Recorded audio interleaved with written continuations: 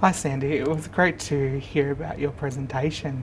Could you tell us a little bit more about the work, the presentation you did yesterday? Yeah, it was wonderful to be here. I have to say, I used to teach. I did my undergraduate degree at Wollongong. I used to teach here, and it was great to be in this sort of space. Wonderful to be supported by the Feminist Research Network here, and wonderful to be supported as always by FIRE and by Bronwyn. And great that you guys worked together to actually set up something like this, because I don't think we've had anything like this before. In Australia we've been racking our brains to try and work out if anything like this has happened before, and I don't think so.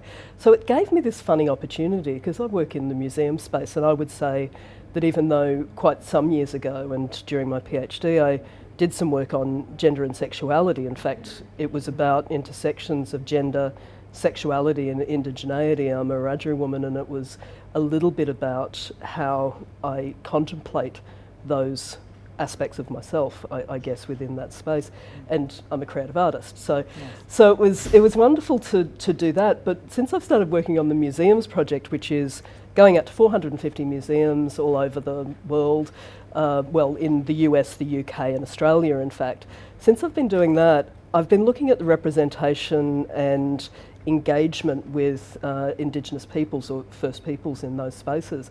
And it's been a lovely process, but I've been looking at it really broadly. Yeah. And when I realised that this was on, I started to properly think about some moments that had happened over the visiting those 450 museums that were around representations of gender and sexuality within those representations of First Peoples. And they were pretty sparse. There were a few moments, but mostly it was absent. And in fact, in some cases, I talked to curators about it, and some people had said, look, it's very complex for a visitor to understand not only what appears to them as a very foreign space of understanding a community, as well as understanding the sexuality and gender issues within that space. And I remember at the time thinking, that doesn't sound like they've really had very much of a think about it. And I guess I wanted to tease that out. And there were some instances where, in fact, gender and sexuality had been teased out to some extent, but there wasn't a great complexity to it. So part of what was happening when I was going and talking to some of these curators was that I was in that space of just thinking, can I ask them about whether sexuality and gender is something that they should be incorporating.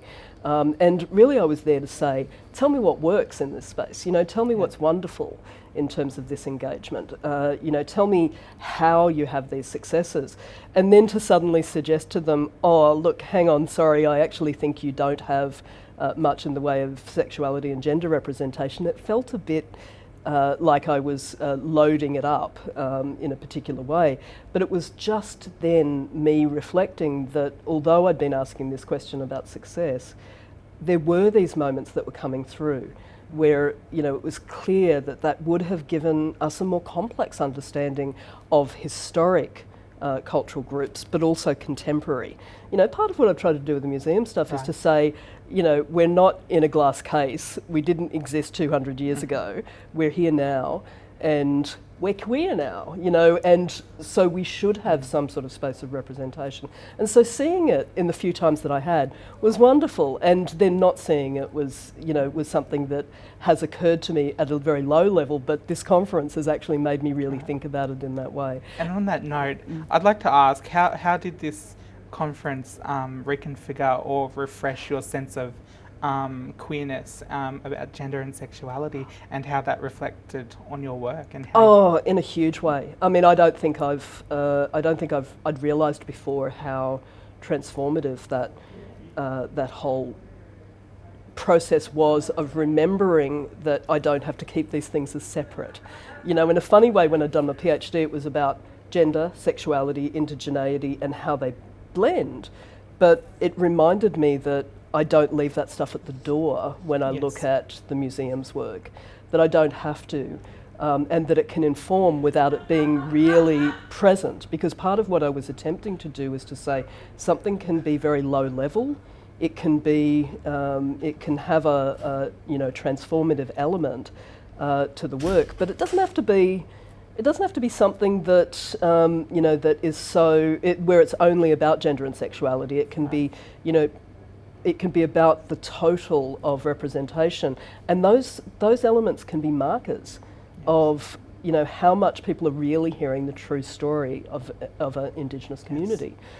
Because if you're not hearing everything that's about the variety and the diversity, then that's a marker for me that you're probably hearing a very commodified idea of what that community is. And most of us have the perception that a museum space is kind of where reality and truth are reflected in our everyday lives. Yeah, that's the theory. And then when it plays out, and because my project is about all the things that work, so it's all the great things that happen within a museum space. So it's not all of the problems and all of the terrible things that museums are doing, but all the successes. And because of that, when I do see it now, and that's why I want to be able to reflect on those elements, and that was one of the things that this forum's given me, I want to be able to celebrate that. Yes. And I think that we need to celebrate it. I guess what I'd like to see more of is the celebration within ethnographic museums of that diversity and sexuality and gender, and it's maybe given me a push for having that sort of suggestion. Right. So it's great to hear how you've kind of filtered gender and sexuality through your work in your dynamic ways, and I can't wait to read about it in the future. So Thanks. Thank you, Sandy. I can't wait to write about it in the future. Thanks again. Thank Lovely. you.